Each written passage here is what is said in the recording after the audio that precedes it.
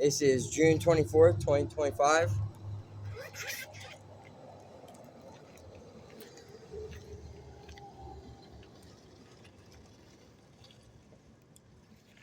Second Chronicles 21.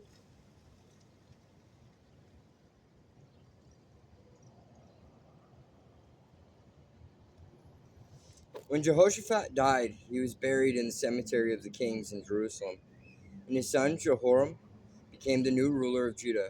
His brothers, other sons of Jehoshaphat, were Azariah, Jehiel, Zechariah, Azariah, Machil, and Shephatiah.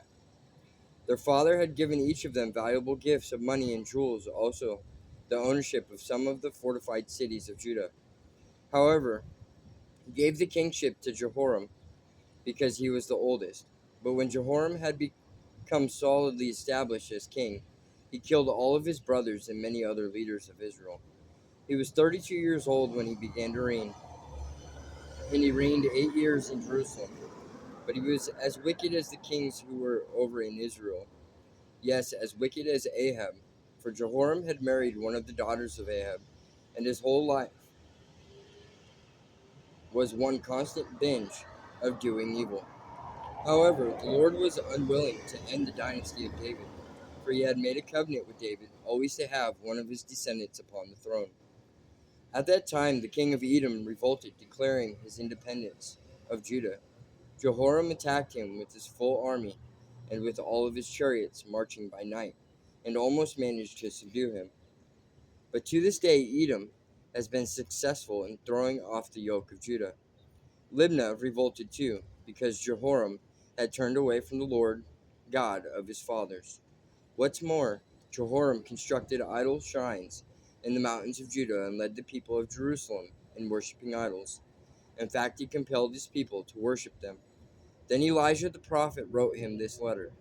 The Lord God of your ancestor, David, says that because you have not followed in the good ways of your father Jehoshaphat, nor the good ways of King Asa, but you have been as evil as the kings over in Israel, and have made the people of Jerusalem and Judah worship idols, just as in the times of King Ahab. And because you have killed your brothers who were better than you, now the Lord will destroy your nation with a great plague. You, your children, your wives, and all that you have will be struck down. You will be stricken with an intestinal disease, and your bowels will rot out. Will rot away.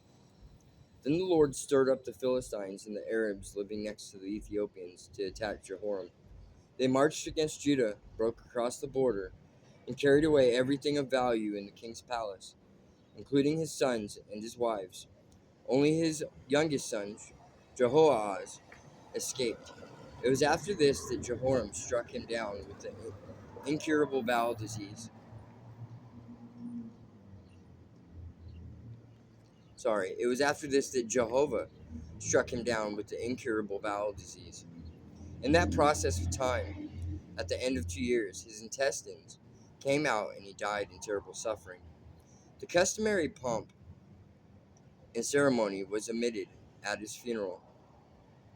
He was 32 years old when he began to reign, and he reigned in Jerusalem 8 years, and died unmourned. He was buried in Jerusalem, but not in the royal cemetery.